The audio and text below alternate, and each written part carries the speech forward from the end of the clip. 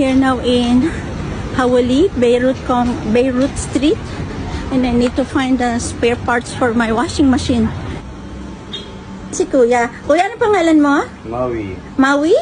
Si Kuya yung nag-fix nung water inlet valve ng washing machine ko. Nakamura ko, 1KD lang.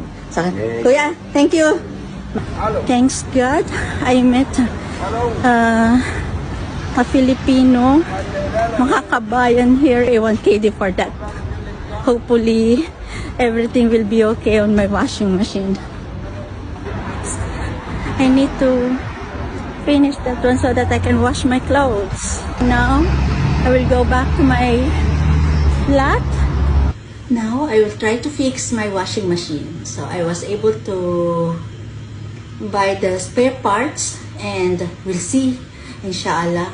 I hope it will work and I need to wash my clothes tonight. I don't have my uniform for tomorrow.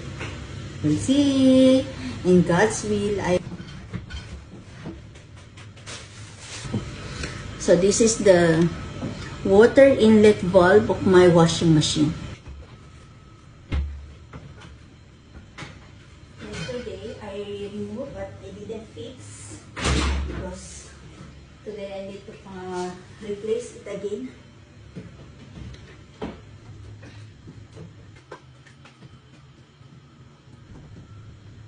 Hirap talaga mag-fix ng washing machine.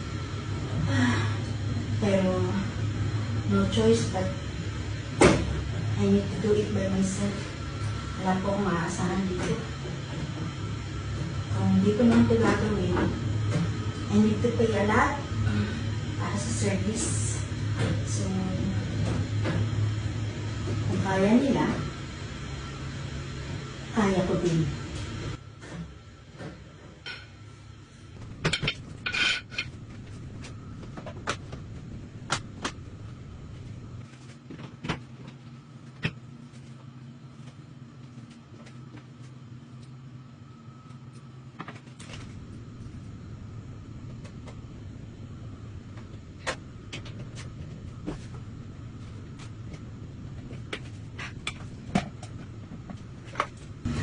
I hope everything is fine.